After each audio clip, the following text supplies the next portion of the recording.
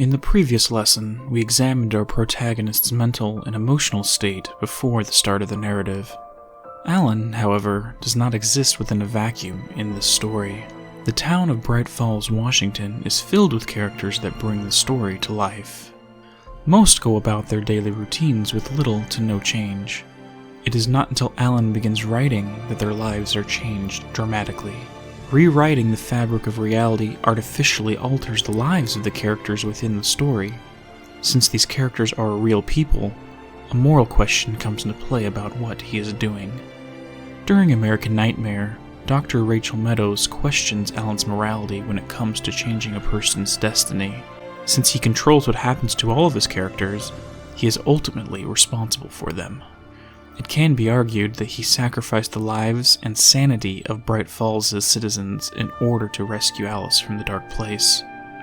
In a brief defense of the character, I must point out that 95% of Departure was written under the influence of the dark presence.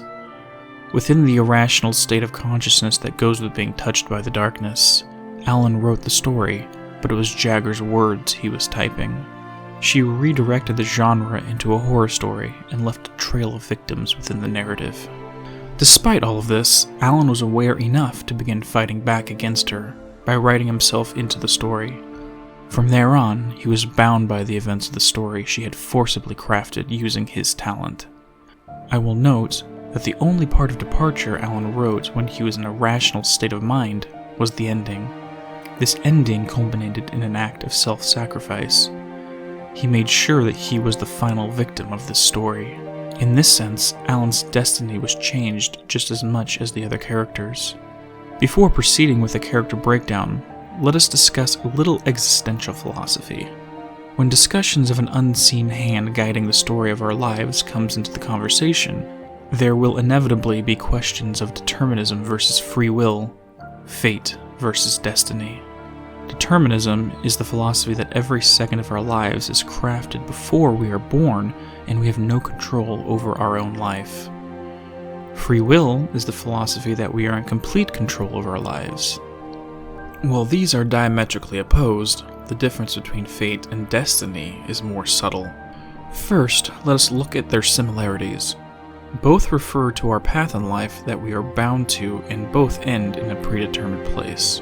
As such, these two words are used as synonyms in everyday conversation. This cannot be further from the truth, however. As portrayed in Greek mythology, the Mires, or Sisters of Fate, are three women who spin, measure, and cut the thread of life. They determine when you were born, the length and events of your life, and the time of your death. With fate, the individual has zero input in any aspect of their own life. Destiny, on the other hand, is different. Within the philosophy of destiny, the individual has limited control over the events of their lives. Our decisions and actions are within our control, but have consequences. We use our free will, but it is our destiny to live with the results that our choices create. Destiny is playing a game of darts. You control where you aim, how far away to stand, and how much force to use, but once the dart leaves your hand, where it ends up is literally out of your hands. The best way to sum this up is that we are bound by the shackles of fate, but we shape our own destiny, even if we don't like the results.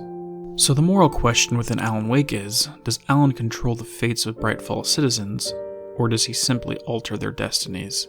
Within one TV rant, Alan discusses the importance of realism, how the characters must be true to themselves in order for the literary incantation to succeed.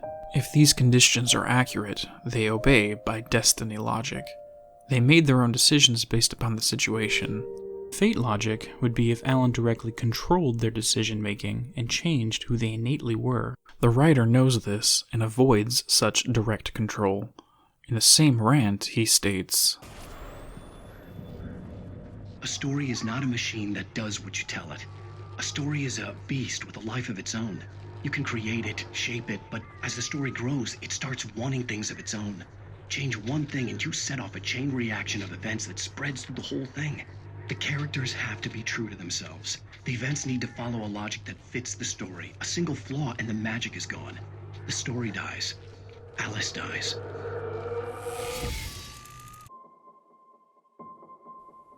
With this in mind, the best test we can perform is to determine if their character's nature changed from before he began to write to after. In order to riddle this out, let us look at a few characters and determine which philosophy holds true: fate or destiny. From here on forward, I will refer to the point where Alan wrote Departure as the missing week.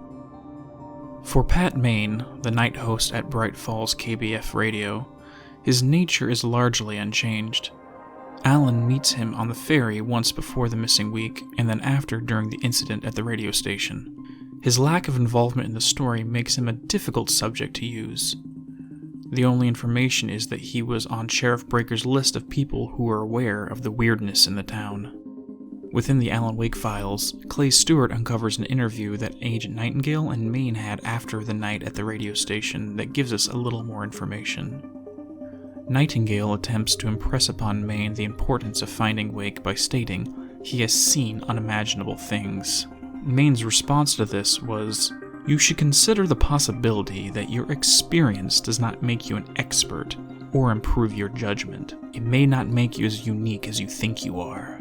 Intrigued, Nightingale begins to beg Maine for more information, but is brushed off, being told by the radio host that he doesn't trust him to discuss the matter further. Another individual on the list, Frank Breaker, has been confirmed to be a retired FBC agent. With this in mind, it is fair to conclude that either Maine is as well, or he simply aids Breaker and uses his radio position to assist. This, however, is not part of Departure. Alan has no knowledge of the FBC, so therefore this would be outside of his ability to write. As such, Pat's nature was not changed by Alan. Moving to the Oh Dear Diner, we are greeted by Rose Marigold. She is an obsessive fan of Alan's work as shown by her first conversation with him, and how she follows the news about the writer non-stop while at work. Her story is interesting in the sense that it parallels the episode of Night Springs entitled A Family Occasion. Within it, a reporter named Alvin Darleth seeks an up-close and personal experience with local mythology, and ends up becoming a victim of it. Rose is the same. Within a manuscript page, she admits she would do anything to be Alan and Alice's friend. By gravitating towards the writer, she puts herself in the path of the dark presence. And while she did survive the story of Departure, she has gained a mental scar, the psychological hitchhiker she will carry for life. Her characterization was never changed by Departure. She was the eager fan before, during, and after. The only liberty that may have taken place is the altar to Alan she made in her bedroom. This may have been based upon the snapshot impression of their brief encounter, and would characterize her as having an unhealthy obsession with him. Agent Nightingale even questions her about that, asking if she had been sleeping with Wake. The altar would suggest that she is so enthralled by him this would be a possibility. Rose, however, is genuinely shocked by the implication, the thought never having crossed her mind. Even though Alan may be able to change the contents of her room, he would be unable to change her innate nature. As mentioned in the TV rant, the characters want to be true to themselves, and if he ever threw a chain around their neck and forced them to behave as he imagined, the magic would die. The incantation would fail, and his creation would fade back into the darkness. Either that, or create another crack for the dark presence to slip through. This brings us to the final character profiles, which will be handled congruently. That would be Thomas Zane himself and the Anderson brothers. Zane appears to Alan in his nightmare before the missing week, so his existence before Departure is clear. The Anderson brothers were found in the Oh Dear Diner, and were characterized as lovable old men with dementia who had escaped from the clinic that was caring for them. Thomas Zane, the famous poet who owned Diver's Isle, wrote fantasy tales about the lake. Odin and Tor Anderson had a rock band called the Old Gods of Asgard, and were known to take undistilled water from the lake to use when making their moonshine.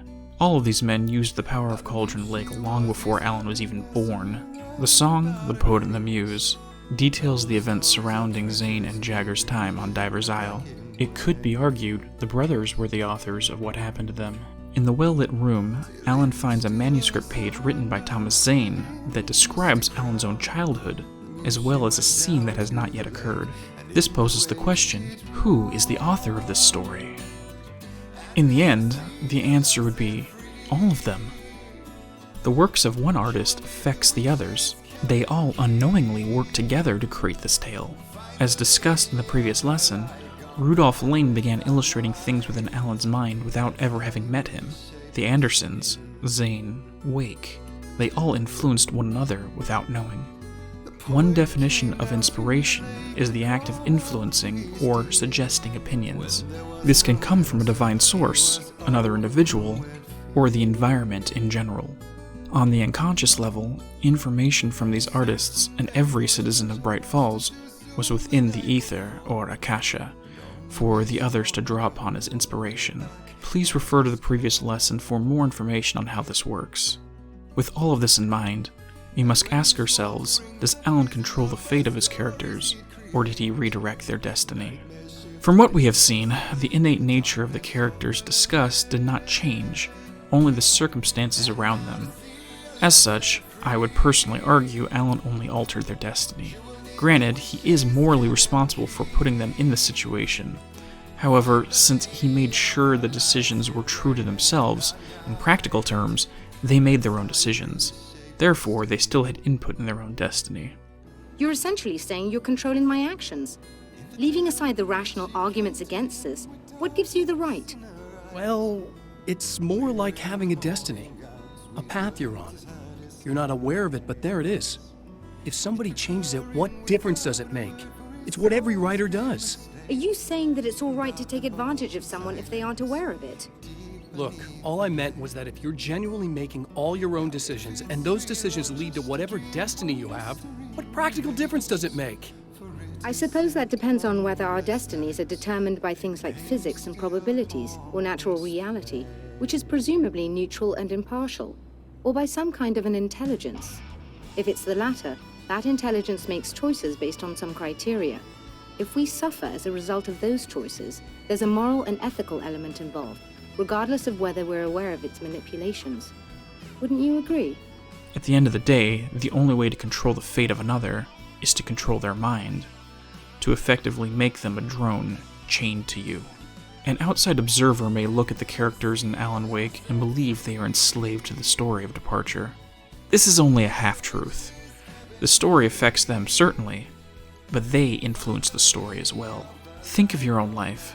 The actions we take influence how our story unfolds. However, the actions of those around us also influence our path in life. Our minds tend to focus on things we cannot control and ignore the fact that we are capable of influencing things as well.